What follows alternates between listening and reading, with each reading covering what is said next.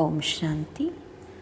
19/6/24 బాబా చెప్తున్నారు, మధురమైన పిల్లలు, అన్నిటికన్నా మొట్టమొదటి సేవ బాబా స్మృతిలో ఉండడం మరియు ఇతరులకు స్మృతిని కలిగించడము. మీరు ఎవరికైనా బాబా పరిచయాన్ని ఇచ్చి వారి కళ్యాణమును చేయవచ్చు. ప్రశ్న: ఏ ఒక్క చిన్న అలవాటు ఎంతో పెద్ద పొరపాటు చేయిస్తుంది? దాని నుండి సురక్షితులుగా అయ్యేందుకు యుక్తి ఏమిటి? జవాబు: ఎవరిలోనైనా ఏదైనా దాచుకునే అలవాటు కానీ లేక దొంగతనం చేసే అలవాటు కానీ ఉన్నట్లయితే దాని ద్వారా కూడా చాలా పెద్ద పొరపాటు జరుగుతుంది. చిన్న దొంగ లక్షల దొంగగా అవుతాడు అని అంటారు కదా. లోభానికి వశమై ఆకలి వెయ్యగానే తెలియకుండా అడగకుండా తినేయడం, దొంగతనం చేయడం, ఇవి చాలా పెద్ద అలవాట్లు కదా. ఇవి చాలా చెడ్డ అలవాట్లు. ఈ అలవాట్ల నుండి సురక్షితులుగా అయ్యేందుకు బ్రహ్మబాబా సమానంగా ట్రస్టీగా అవ్వండి. ఇలాంటి అలవాట్లు ఏవైతే ఉంటాయో వాటన్నిటినీ బాబాకు నిజం వినిపించి వేయండి అని చెప్తున్నారు బాబా. ఓం శాంతి. బాబా అంటున్నారు, ఆత్మిక తండ్రి కూర్చుని ఆత్మిక పిల్లలకు అర్థం చేయిస్తున్నారు. పిల్లలకు తాము అనంతమైన తండ్రి ముందు కూర్చున్నారని, తాము ఈశ్వరీయ పరివారానికి చెందినవారమని తెలుసు. ఈశ్వరుడు నిరాకారుడు. మీరు ఆత్మాభిమానులుగా అయ్యి కూర్చున్నారు. ఇప్పుడు ఇందులో విజ్ఞాన గర్వం లేక హఠయోగము మొదలైనవి చేయవలసిన అవసరం లేదు. ఇది బుద్ధి పని. ఈ శరీరంతో పని ఏమీ లేదు. హఠయోగంలో శరీరంతో పని ఉంటుంది. ఇక్కడైతే పిల్లలుగా భావిస్తూ మనం తండ్రి ముందు కూర్చున్నాం. తండ్రి మనల్ని చదివిస్తున్నారని మనకు తెలుసు. ఒకటి, స్వయాన్ని ఆత్మగా భావిస్తూ బాబాని స్మృతి చేసినట్లయితే మధురమైన పిల్లలు, మీ పాపాలన్నీ అంతమైపోతాయని బాబా చెప్తారు. ఇంకొకటి, చక్రాన్ని తిప్పండి. ఇతరుల సేవను చేసి మీ సమానంగా తయారు చేయండి. బాబా కూర్చుని వీరు ఎంతవరకు సేవ చేస్తున్నారని ఒక్కొక్కరిని పరిశీలిస్తారు. స్థూల సేవ చేస్తున్నారా, సూక్ష్మ సేవ చేస్తున్నారా, లేక మూల సేవను చేస్తున్నారా అని ఒక్కొక్కరిని బాబా గమనిస్తారు. వీరు అందరికీ బాబా పరిచయాన్ని ఇస్తున్నారా? ఇదే మొట్టమొదటి విషయం. పిల్లలు ప్రతి ఒక్కరికి బాబా పరిచయాన్ని ఇస్తారు. బాబా అంటారు, నన్ను స్మృతి చేస్తున్నట్లయితే మీ జన్మ జన్మాంతరాల పాపాలు అంతమైపోతాయి అని తండ్రి అంటారు.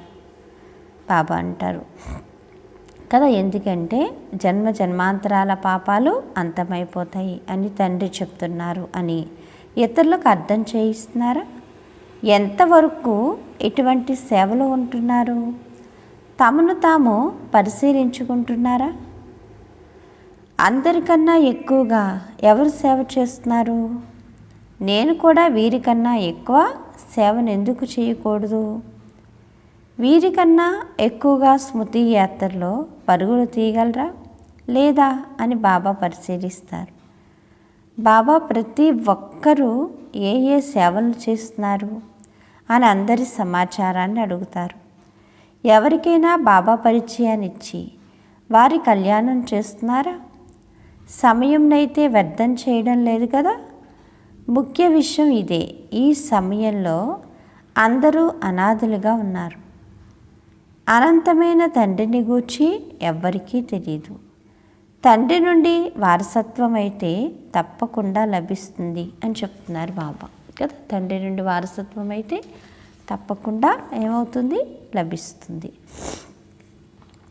బాబా చెప్తున్నారు, పిల్లలైన మీ బుద్ధిలో ముక్తి మరియు జీవన్ముక్తి ధామాలు రెండు ఉన్నాయి. ఇప్పుడు మేము చదువుతున్నాము. మళ్ళీ స్వర్గంలోకి వచ్చి జీవన్ముక్తి రాజ్యభాగ్యాన్ని తీసుకుంటాము. మిగిలిన లెక్కలేనంత మంది ఇతర ధర్మాల ఆత్మలు ఎవరైతే ఉన్నారో వారెవరూ ఉండరు. కేవలం మనమే భారతదేశంలో ఉంటాము అని కూడా పిల్లలైన మీరు అర్థం చేయించాలి. బుద్ధిలో ఏమేమి ఉండాలో బాబా కూర్చుని పిల్లలకు నేర్పిస్తారు. ఇక్కడ మీరు సంగమ యుగంలో కూర్చున్నారు కాబట్టి మీ అన్నపానాదులు కూడా తప్పకుండా చాలా శుద్ధంగా మరియు పవిత్రంగా ఉండాలి. మనం భవిష్యత్తులో సర్వగుణ సంపన్నులుగా 16 కళ సంపూర్ణులుగా సంపూర్ణ నిర్వీకారీలుగా అవుతాము అని కూడా మీకు తెలుసు. ఈ మహిమ శరీరధారి ఆత్మలది. కేవలం ఆత్మ మహిమ మాత్రమే ఉండదు కదా. ప్రతి ఒక్క ఆత్మకు తన తన పాత్ర ఉందని చెప్తున్నారు బాబా. ప్రతి ఆత్మకి ఏముంది, ఎవరి పాత్ర వాళ్ళకి ఉంటుంది అని చెప్తున్నారు. దానిని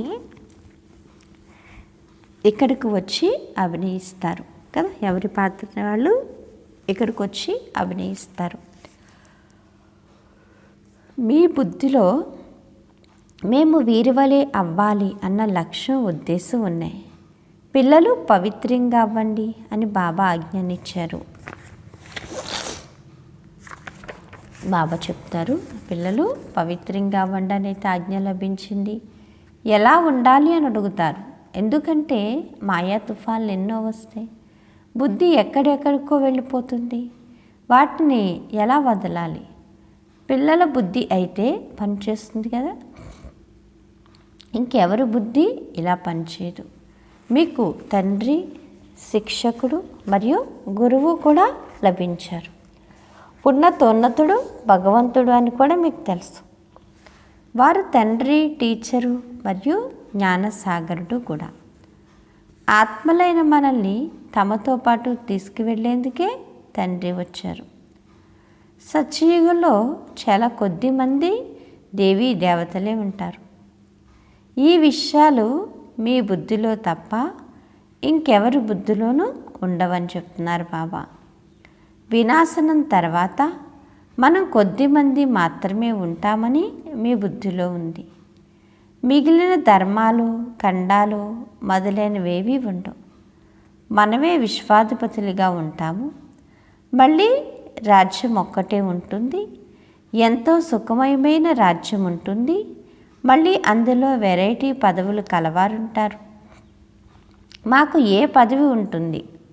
మేము ఆత్మిక సేవను ఎంతగా చేస్తున్నాము?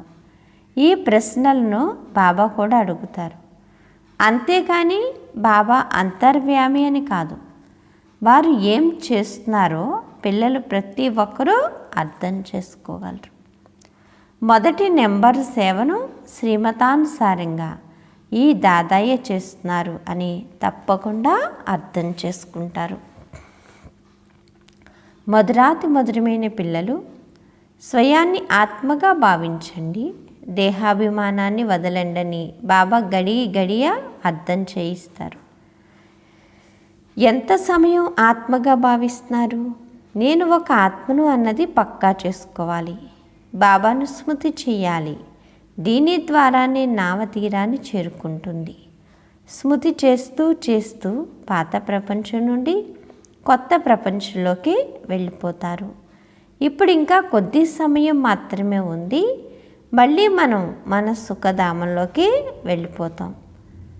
అందరికీ బాబా పరిచయాన్ని ఇవ్వడమే ముఖ్యమైన విషయం కదా. ముఖ్యమైన విషయం ఏంటి?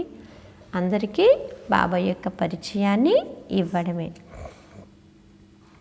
ఆత్మిక సేవ ఇది అన్నిటికన్నా సహజమైన విషయం. స్థూల సేవను చేయడంలో, భోజనం తయారు చేయడంలో, భోజనం తినడంలో కూడా కష్టపడవలసి ఉంటుంది కదా. కానీ ఇందులోనైతే కష్టమైన విషయం ఏమీ లేదు. కేవలం స్వయాన్ని ఆత్మగా భావించాలి. ఆత్మ అవినాశి, శరీరం వినాశి. ఆత్మయే మొత్తం పాత్రనంతటినీ అభినయిస్తుంది.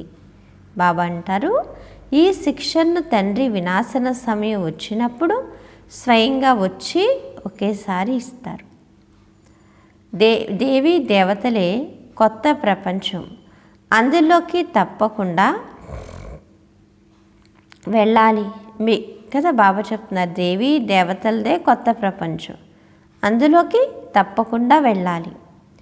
మిగిలిన ప్రపంచమంతా శాంతిధామంలోకి వెళ్ళిపోతుంది. ఈ పాత ప్రపంచవిక ఉండదు. మీరు కొత్త ప్రపంచంలో ఉన్నప్పుడు పాత ప్రపంచపు స్మృతి ఉంటుందా? ఉండదు కదా, ఏమాత్రము ఉండదు. మీరు స్వర్గంలోనే ఉంటారు, రాజ్యం చేస్తూ ఉంటారు. ఇది బుద్ధిలో ఉండడం ద్వారా సంతోషం కలుగుతుంది.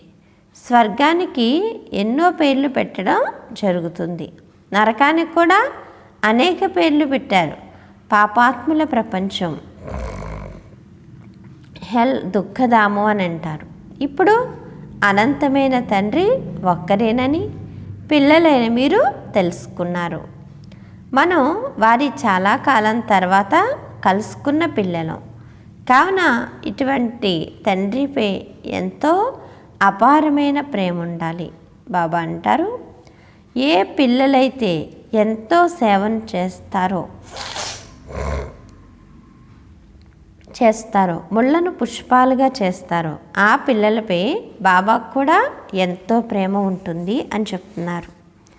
మనుషుల నుండి దేవతలుగా అవ్వాలి కదా.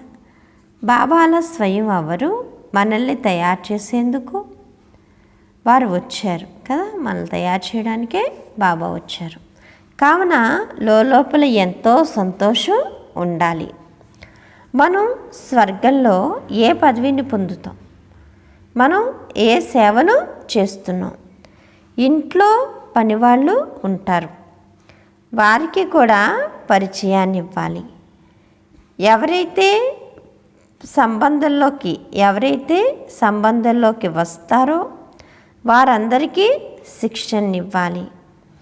అబలలు, పేదలు, అటవికులు మొదలైన వారందరి సేవను కూడా చెయ్యాలి. పేదవారు చాలామంది ఉన్నారు అని చెప్తున్నారు బాబా. పేదవారు చాలామంది ఉన్నారు, వారు బాగుపడతారు. ఎటువంటి పాపాలు మొదలైనవి చెయ్యరు, లేకపోతే పాపకర్మలు చేస్తూ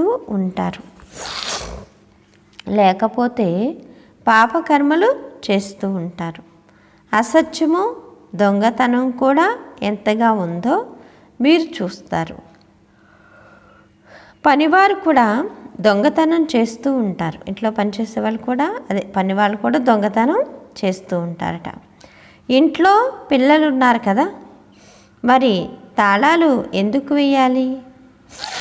కానీ ఈ రోజుల్లో పిల్లలు కూడా దొంగలుగా అయిపోతున్నారు. ఇంట్లో పిల్లలు ఉన్నారు కదా, అన్నిటికీ తాళాలు ఎందుకు వేయాలనుకుంటారు. కానీ బాబా అంటున్నారు, ఈ రోజుల్లో పిల్లలు కూడా ఎలా ఉన్నారు? దొంగలుగా అయిపోతారు. ఏదో ఒకటి తెలియకుండా ఎత్తుకెళ్ళిపోతారు. బాబా చెప్తారు, ఎవరికైనా ఆకలి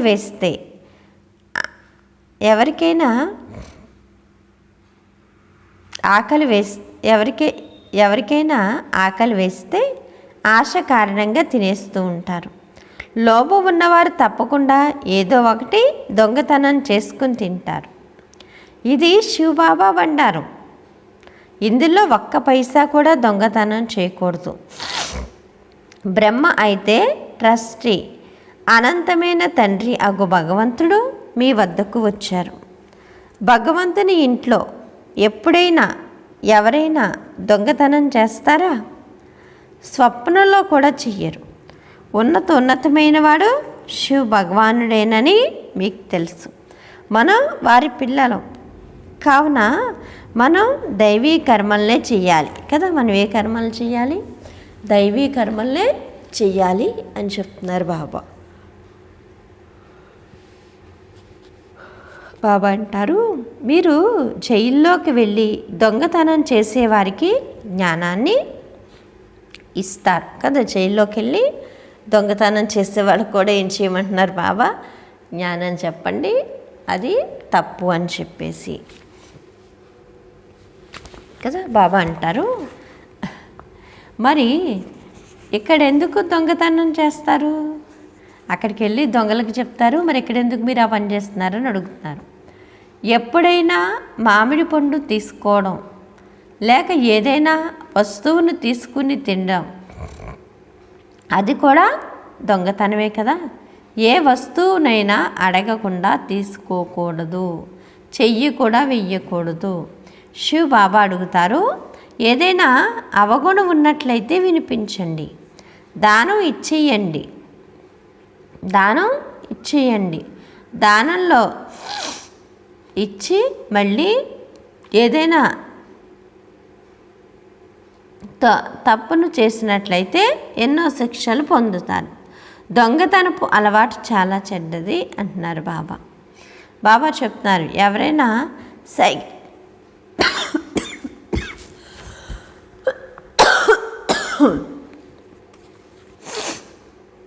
బాబా చెప్తున్నారు, ఎవరైనా సైకిల్ ఎత్తుకుపోతారు, పట్టుబడిపోతారు.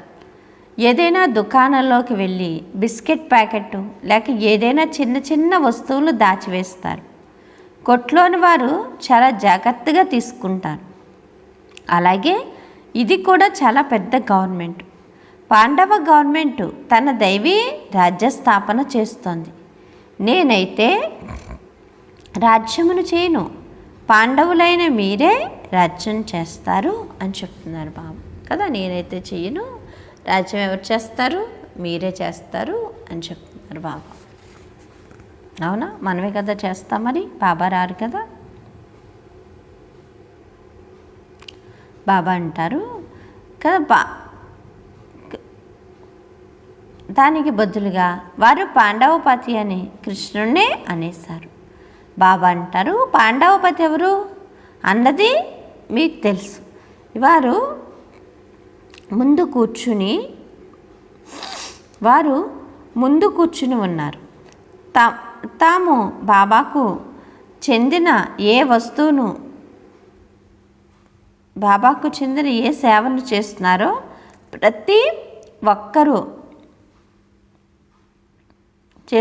ప్రతి ఒక్కరూ లోపల అర్థం చేసుకోగలరు. బాబా మనకు విశ్వరాజ్యాధికారాన్ని ఇచ్చి తాను ఏమైపోయారు, స్వయం వానప్రస్థంలోకి వెళ్ళిపోతారు. వారు ఎంతటి నిష్కామ సేవను చేస్తారు. అందరూ సుఖవంతులుగా మరియు శాంతివంతులుగా అయిపోతారు. బాబా అంటారు, వారు కేవలం విశ్వలో శాంతి ఉండాలని నామమాత్రంగా అంటారు. శాంతి ప్రైజునిస్తూ ఉంటారు. ఇక్కడ మనకు చాలా భారీ ప్రైజు లభిస్తుంది. ఆత్మలైన మీకు తెలుసు, ఎవరైతే మంచి సేవను చేస్తారో వారికి పెద్ద ప్రైజు లభిస్తుంది.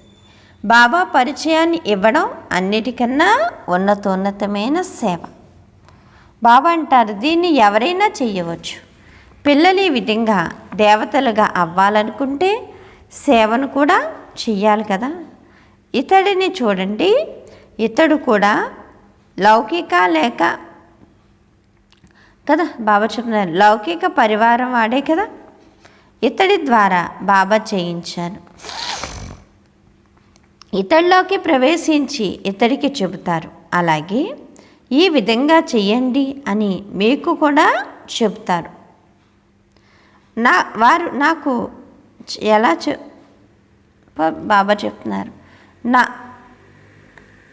నాకు ఎలా చెప్తారు, నాలోకి ప్రవేశించి చేయిస్తారు. వారు చెయ్యేవారు మరియు చేయించేవారు. బాబా చేసేవారు మరియు చేయించేవారు. బాబా అంటారు, ఎందుకంటే నాలో చేయించేవారు కదా, నాలో కూర్చుని ఇక దీనిని వదులు, ఇది చీచీ ప్రపంచం, ఇక వైకుంఠానికి పద. ఇప్పుడిక వైకుంఠానికి అధిపతులుగా అవ్వాలి. ఇప్పుడేమవ్వాలి, వైకుంఠానికి అధిపతులుగా తయారవ్వాలి. మరి పిల్లలందరూ సిద్ధంగానే ఉన్నారా వైకుంఠానికి వెళ్ళడానికి? అంతే, ఇక వైరాగ్యం వచ్చేసింది. బాబా అన్నారు, ఇతడికి ఏమైంది అని అందరూ భావించేవారు. ఇతడు ఇంత లాభదాయకమైన చక్కటి వ్యాపారి, మరి ఇతడు ఏం చేస్తున్నారు అని భావించారు. ఇతడు వెళ్ళి ఏం చేస్తాడో వారికి ఏం తెలుసు? తెలియడం కదా, వదిలేయడం పెద్ద విషయమేమీ కాదు. వెంటనే అన్నిటినీ త్యజించేశారు. అలాగే అందరి చేత త్యాగం చేయించారు.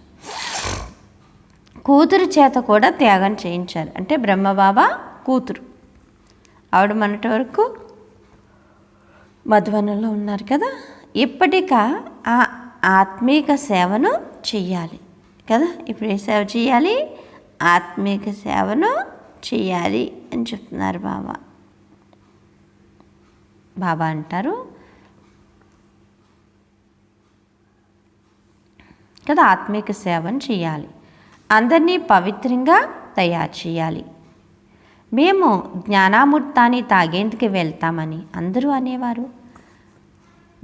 మాత పేరును తీసుకునేవారు. జ్ఞానామృతాన్ని తాగేందుకు ఓం రాధా వద్దకు వెళ్తామని అనేవారు. ఈ యుక్తిని ఎవరు రచించారు? శివ్ బాబా వీరిలోకి ప్రవేశించి ఎంత చక్కటి యుక్తిని రచించారు. ఎవరు వచ్చినా వారు జ్ఞానామృతాన్ని తాగుతారు. అమృతాన్ని వదిలి విషాన్ని ఎందుకు తీసుకోవాలి అన్న గాయనం కూడా ఉంది. విషాన్ని వదిలి జ్ఞానామృతాన్ని తాగి పావన దేవతలుగా అవ్వాలి. ప్రారంభంలో ఈ విషయం ఉండేది. ఎవరు వచ్చినా వారికి పావనంగా అవ్వండి అని చెప్పేవారు. అమృతాన్ని తాగాలంటే విషాన్ని వదిలివేయాలి. పావన వైకుంఠానికి అధిపతులుగా అవ్వాలంటే ఒక్కరినే స్మృతి చేయాలి. అప్పుడు తప్పకుండా గొడవ జరుగుతుంది అంటున్నారు బాబా. మొదట్లో జరిగిన గొడవ ఎప్పటి వరకు కొనసాగుతూ వచ్చింది. అబలలపై ఎన్ని అత్యాచారాలు జరుగుతూ ఉంటాయి. మీరు ఎంతగా కదా బాబా చెప్తున్నారు, మీరు ఎంతగా పక్కా అవుతూ ఉంటారో అంతగా మళ్ళీ పవిత్రత చాలా మంచిది అని అర్థం చేసుకుంటారు. బాబా మీరు వచ్చి మమ్మల్ని పావనంగా తయారు చేయండి అని దాని కొరికే పిలుస్తారు. ఇంతకు ముందు మీ నడవడిక ఎలా ఉండేది, ఇప్పుడు ఎలా తయారవుతున్నారు? ఇంతకు ముందు దేవతల ముందుకు వెళ్ళి మేము నీచులము పాపులము అని అనేవారు. ఇప్పుడు ఆ విధంగా అనరు. ఎందుకంటే ఇప్పుడు మనం ఆ విధంగా తయారవుతున్నాం. బాబా అంటారు మేము ఎంతవరకు సేవ చేస్తున్నాము అని పిల్లలు తమను తాము ప్రశ్నించుకోవాలి. బండారి మీ కొరకు ఎంత సేవ చేస్తుంది అంటే అక్కడ బండారాలో సేవ చేసే అక్కయ్య వారికి ఎంతటి పుణ్యం లభిస్తుంది? అనేక మంది సేవను చేస్తారు కాబట్టి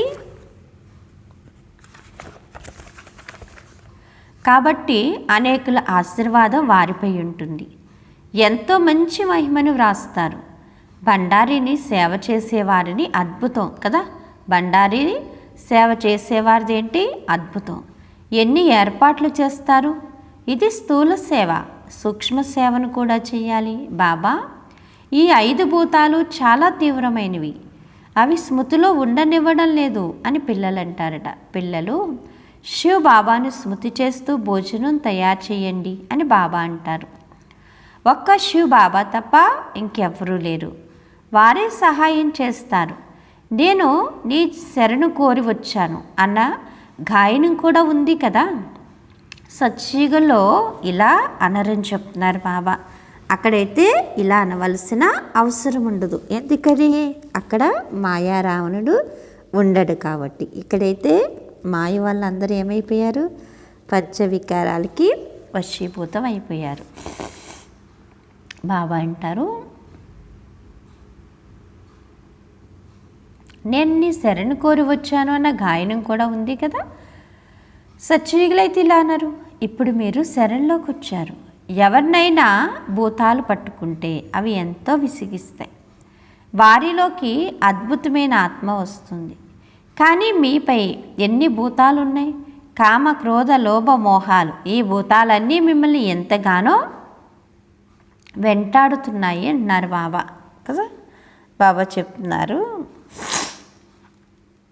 ఆ అశుద్ధ ఆత్మలైతే ఏ కొందరినో వెంటాడుతాయి.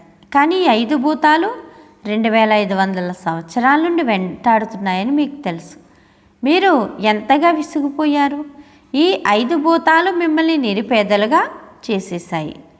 దేహాభిమానపు భూతం మొట్టమొదటిది, కామభూతం కూడా పెద్దదే అని మిమ్మల్ని ఎంతగా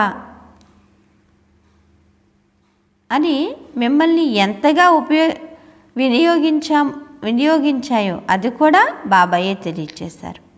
కల్పకల్పం మిమ్మల్ని ఈ భూతాలు వెంటాడుతూనే ఉంటాయి. బాబా అంటున్నారు, కావున దీనిని భూతాల ప్రపంచం అని అంటారు కదా. ఎందుకంటే కల్పకల్పం మిమ్మల్ని భూతాలు ఏం చేస్తే వెంటాడుతాయి. యదా రాజా రాణి తదా ప్రజ, అందరినీ ఈ భూతాలు పట్టుకున్నాయి. కావున దీనిని భూతాల ప్రపంచం అని అంటారు. రావణ రాజు అనగా అసురీ రాజు. సత్య త్రేతా యుగాల్లో భూతాలైతే ఉండవు. ఒక్క భూతం కూడా ఎంతగానో విసిగిస్తుంది అని చెప్తున్నారు బాబా.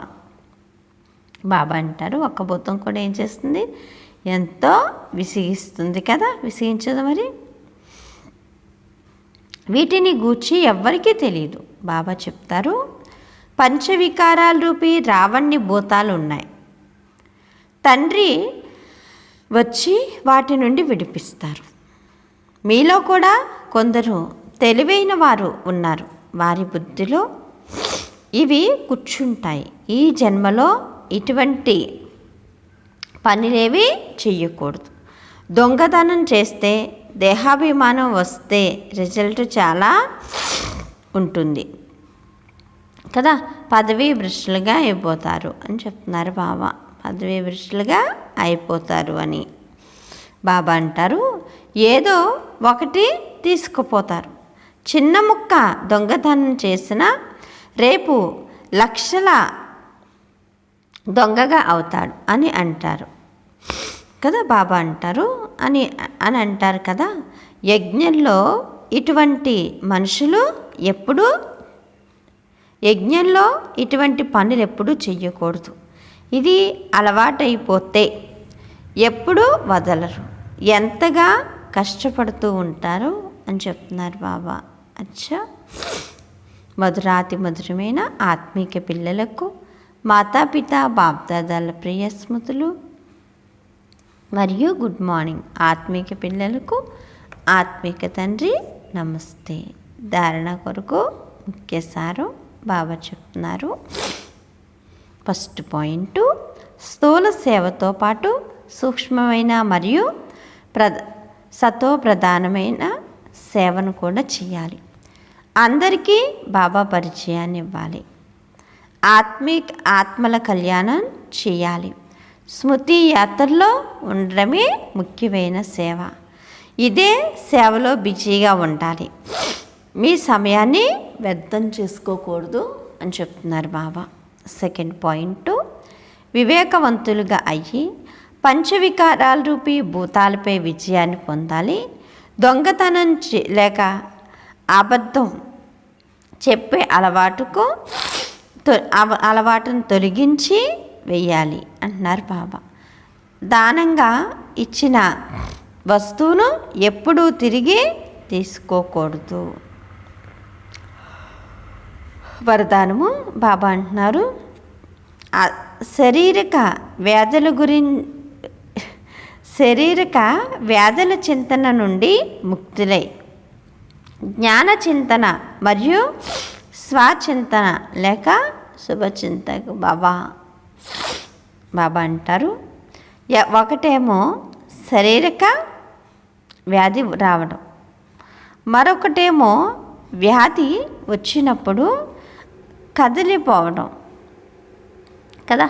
వ్యాధి బాబా అంటారు కదిలిపోవడం. వ్యాధి రావడం అన్నదైతే వ్రాసిపెట్టే ఉంటుంది. కానీ శ్రేష్ఠ స్థితి నుండి మరియు శ్రేష్ఠ స్థితి నుండి కదలడం, ఇది ఇది సంబంధ యుక్తానికి గుర్తు. బాబా ఏం చెప్తున్నారు పిల్లలకి? కానీ శ్రేష్ఠ స్థితి నుండి కదలడం ఇది బంధన ముక్తులుగా అయ్యేందుకు గుర్తు. ఎవరైతే శారీరక చింతన నుండి ముక్తులై ఉంటూ స్వచింతన జ్ఞాన చింతన చేస్తారో వారే శుభచింతకులు, ప్రకృతి చింతకులు. శుభచింతనను ఎక్కువగా చేసినందున చింత చిరు కదా బాబా అంటున్నారు.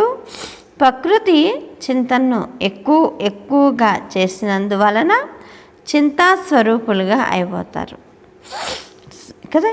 ఈ బంధనం నుండి ముక్తినైనందుకు దీనిని కర్మాతీత స్థితి అని అన్నారు అని చెప్తున్నారు బాబా. అచ్చా, మధురాతి మధురం స్లోగన్ను కదా. బాబా ఏం చెప్తున్నారు? ఈ బంధనం నుండి ముక్తులు అవ్వడం దీనినే కర్మాతీత స్థితి అని అంటారట. స్లోగన్ను స్నేహశక్తి పర్వతం లాంటి సమస్యకు కూడా నీరులా తేలికగా చేసేస్తుంది. పర్వతం లాంటి సమస్యను కూడా ఏం చేస్తుంది? నీళ్ళ తేలిగ్గా చేస్తుంది కదా, నీరు కిందే ఉంటుంది.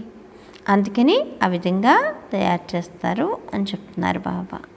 అచ్చా, మధురాతి మధురమైన ఆత్మీక తండ్రికి ఆత్మీక పిల్లల యొక్క ప్రియ స్మృతులు. గుడ్ మార్నింగ్ మరియు నమస్తే నమస్తే నమస్తే. మధురమైన బాబా, ప్రియమైన బాబా, నా బాబా, ధన్యవాదాలు బాబా. ఓం శాంతి. ఈరోజు స్వమాను నేను శుభచింతక మణిని అనుకోండి. నేను శుభచింతక మణిని. అచ్చా, ఓం శాంతి. Thank you Baba.